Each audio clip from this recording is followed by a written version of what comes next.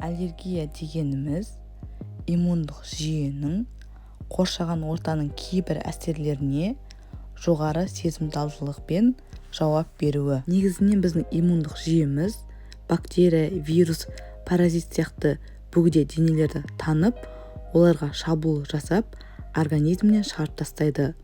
Ал бұл аллергия кезінде иммундық жүйеміз ешқандай қауіпі, зияны жоқ заттарды қате танып, олардан организмді қорғау үшін шабуыл жасап, антидене түзеді. Бұл жерде сырттан енген бөгде денелерді антиген деп атаймыз, ал оларға қарсы тұрып организмді қорғайтын молекулалар антиденелер деп аталады.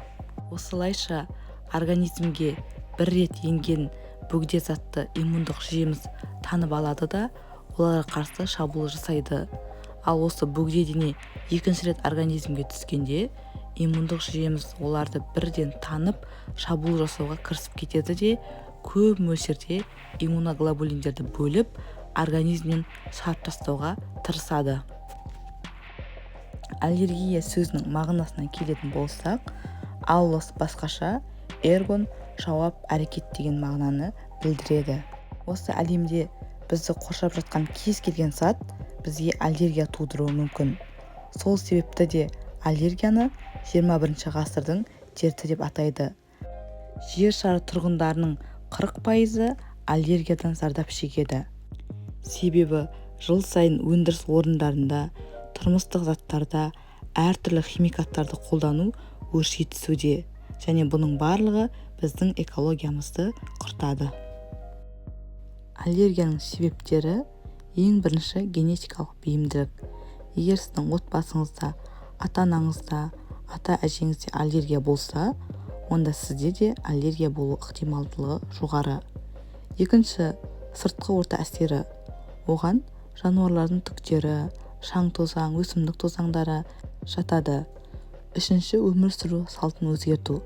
Мысалы, диета ұстау, лас ауа, әртүрлі жаңа химикаттарды қолдану, осылар аллергия тудырады.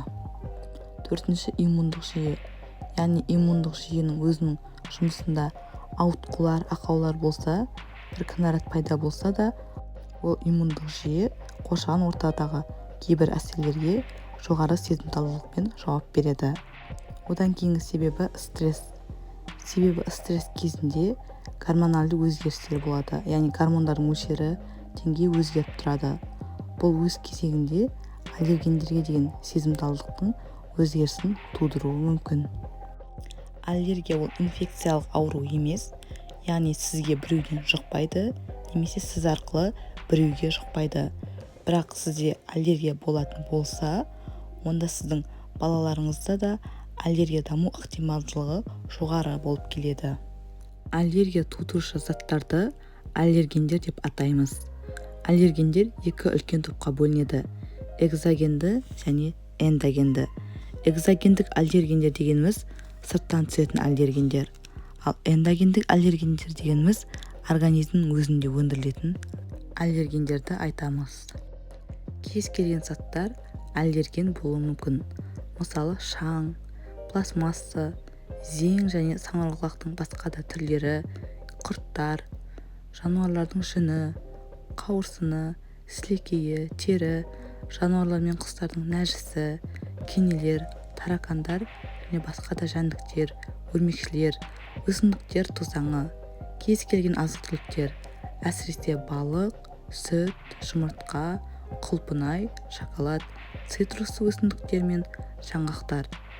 Ал дәрілерден пенициллин, новокаин, сульфаниламидтер жатады.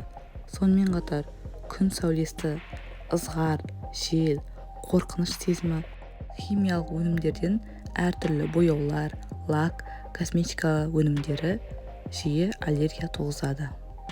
Менде аллергия немесе мен аллергиямен ауырамын деп айтуға болмайды.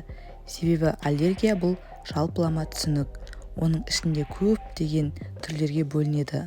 Мысалы, тек терінің аллергиялық ауруларына жататын болса, оған квинке ісінуі, есегі жем, экзема және аллергиялық дерматит жатады. Ал тыныс алу жолдарына аллергиялық ауруларына аллергиялық ринит, бронхиалды астма жатады. Ал көктемде, маусымдық мезгілдерде болатын аллергияларды полиноз деп атайды. Бұл кезде өсімдіктердің тозаңдарына аллергия пайда болады. Ал көзіңіз қышып, жасаурап, қызарып кететін болса, оны аллергиялық конъюнктивит деп атаймыз. Және одан бөлек тағамдық аллергия және дәрілік аллергия деген түрлері бар. Ал осы аллергияның ең ауыр түрі анафилактикалық шок деп аталады. Осы түрлеріне орай олардың сыртқы көріністері де, белгілері де әртүрлі болады.